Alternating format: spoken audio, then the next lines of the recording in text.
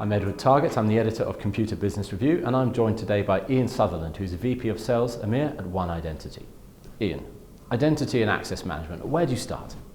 It's a big problem if you try and approach it strategically. You're looking at managing the identities across multiple business applications with 500 to tens of thousands or hundreds of thousands of identities depending on the size of your organization.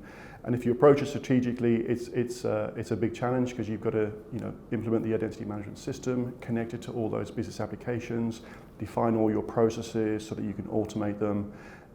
In terms of the provisioning, managing the joiner mover leaver process, for example, and then also the governance process. So that can be a big strategic project, and that's great, and many organizations are mature enough to want to address that. Others will start, maybe if they're less mature or want some quick wins, might start somewhere else. A good example is focusing on Active Directory. Most organizations these days have Active Directory or Azure Active Directory if they're in the cloud. And many of their business applications are leveraging AD for managing their entitlements of the user accounts. And so if you have a focus around Active Directory, that can be a really quick win. At One Identity, we have a solution that allows you to focus very much on solving Active Directory and Azure Active Directory called Active Roles. And that gives these companies a really quick win. Another area where organizations start is maybe taking it from the point of view of what's the biggest risk. And the biggest risk can be the privileged users, so the people who have access to the administrator accounts, the root accounts, and therefore can wreak havoc when they have those. So taking control over those is interesting. You still have the same identity and access management processes, but there are a few extra things that you need to take into consideration, and that's why there are specialized privileged access management solutions such as our Safeguard product that allow you to take care of those. So one of those is solving the problem of sharing passwords. We don't want to be writing passwords on Post-it notes anymore and sharing them amongst our IT staff. So you want to lock those in a vault, in a safe, a virtual safe, so that when someone needs access to one of those admin accounts, they're checking out the password or it's being provided seamlessly so they don't even see it. And then secondly, you're solving the traceability of who was logging on to that administrator account at the time, and having full traceability of that, which is really important. And then lastly, another unique capability in these spaces is to actually record what was being done when that admin user was being active. So almost like just pressing record, and that's great because then you can play it back later, and that's useful for some of the compliance regulations that people have. So you can start with Active Directory, you can start with privilege, you can start strategically. The great thing about One Identity is we have solutions that allow you to handle all three, and then as your maturity evolves, move from one to the other. Ian, everybody's talking about identity and access management. Why is it becoming so important? Identity and access management is just one aspect of all of the ways that you can improve the security posture of your organization. Organizations put in place firewalls, they put in place intrusion detection and prevention systems, they put in place antivirus, and yet, as we see in the press all the time, the bad guys still break through and wreak havoc. And not all the bad guys are on the outside. Some of those could be rogue employees. We also are suffering from the insider threat as well. So identity and access management is about managing the identities of all of the people inside the organization, or all of the people who have access to the resources of the organization, and putting some controls and governance around that. And if you can do that, you almost create the new perimeter around the identity itself. So it's one aspect of an overall security posture. Very practically, what does that look like to deploy? So if you look at it from the point of view of one business system or one business application, there's going to be people who need to access that, whether they're employees or contractors or so on.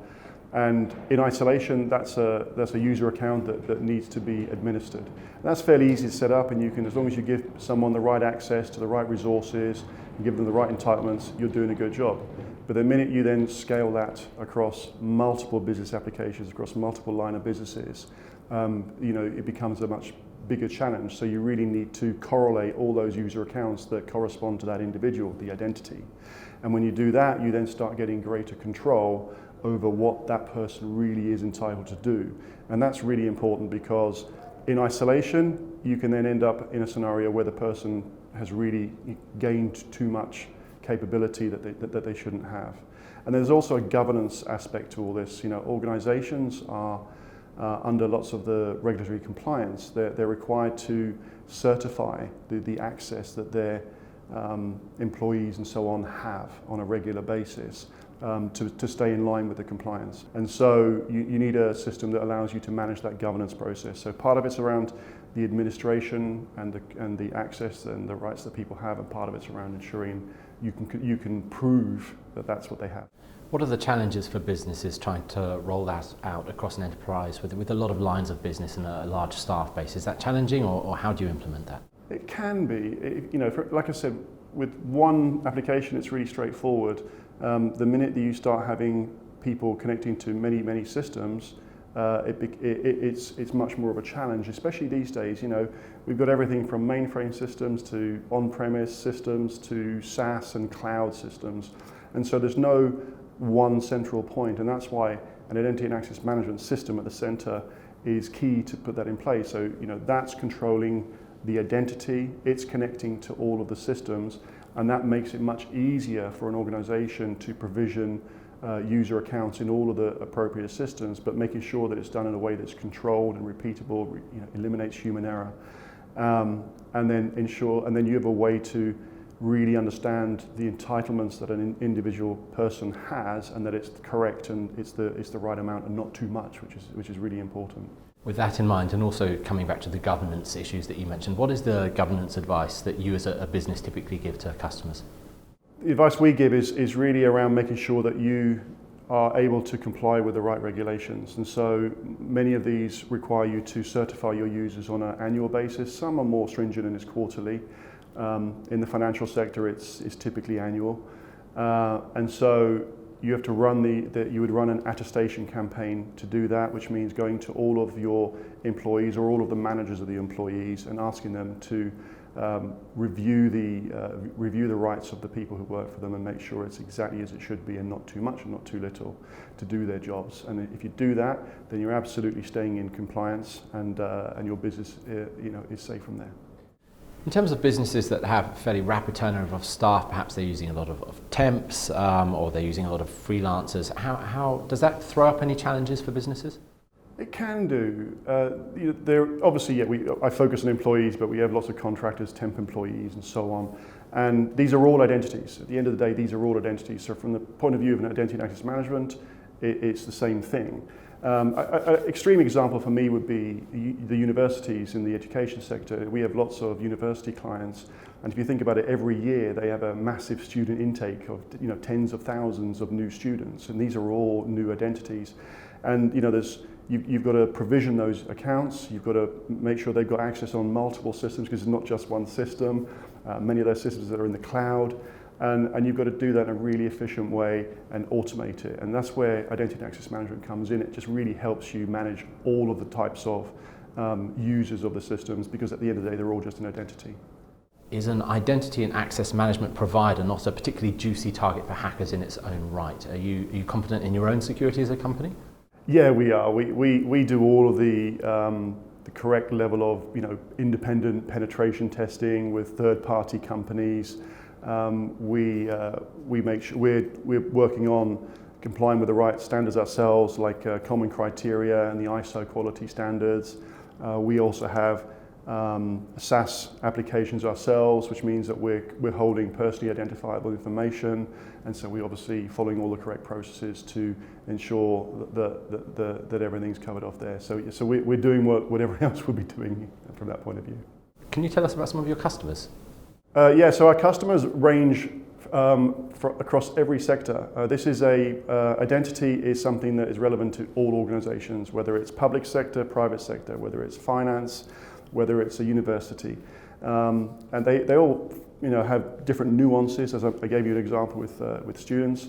And so we have customers in basically every sector possible. And we bring them together once a year, which is great, at our Unite conference. So they can all share best practice with each other. Could you give me an example of the sort of scale of customer you work with? Yeah, so organizations looking at identity typically are companies usually around 500 employees or above. Below that, you can kind of manage it with simple processes on the native tools. After that, it becomes more serious. And our customers range from customers of that size, whether they're a small investment bank, through to the largest multinationals around the world, with 200,000 or 300,000 identities that they're trying to manage. And so the scale is a big problem. When you want to manage that many identities, and if you think about multiply that by the number of applications that are connected, scale becomes a big issue, and that's why identity management becomes such an important thing, because you're then standardizing your processes, you're automating as much as possible, you're eliminating human error, and you're enabling that scale through your processes as well as the system. What are some of the biggest questions you get when you're out working in a sort of sales capacity and you're going to potential new customers? What are the big questions you get, would you say, typically? So customers come to us when they've kind of recognized that they have this problem and that they need to get control over their identities and look at identity management more seriously.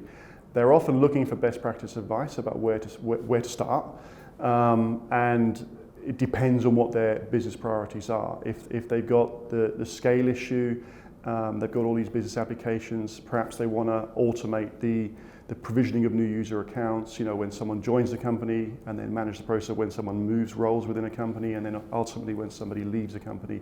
That's a really standard business process that organizations want to manage from an identity perspective. So you're managing the whole identity life cycle. Other organizations are looking at it from the point of view of complying with regulation, and so they'll start less with the administration and more with the governance, and that's also a good area to start.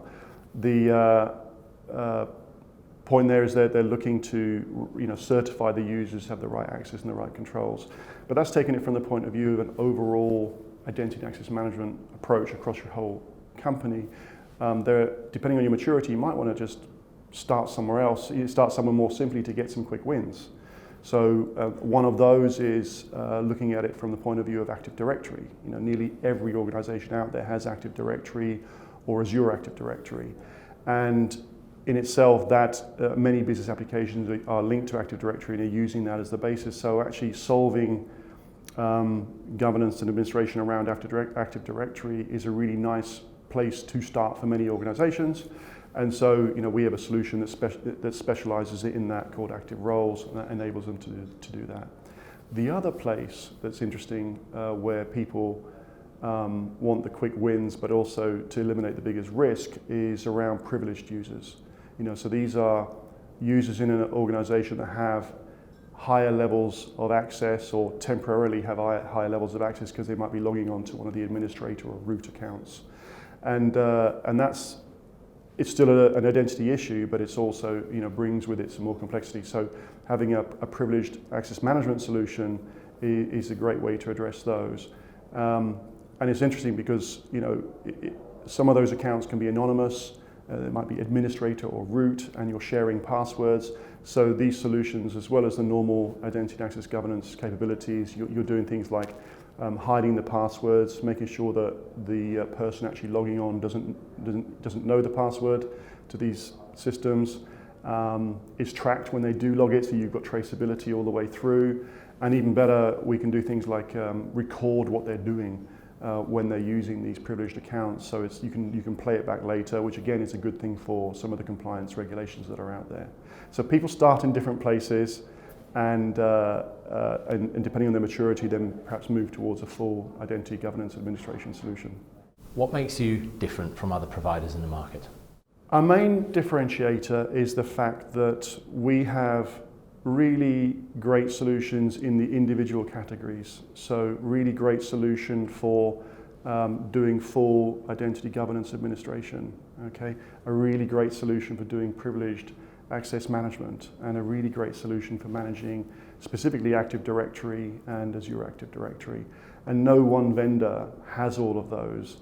And so, and we're able to bring all three of those to market. So some customers will start with one and then over time look to expand into the others. And the great thing about that is there are obvious points of integration that you can then leverage. So We talked about governance, and you can manage the governance processes around normal user accounts. Well, if you hook that into your privileged access management solution, then you can really look at governance specifically from a privileged account governance perspective. So that's what really makes One Identity unique. Really strong solutions in each of these areas, but then when you bring them all together, it means that we can work with a customer throughout their maturity and start with them wherever they are. Ian, thanks very much. Thank you.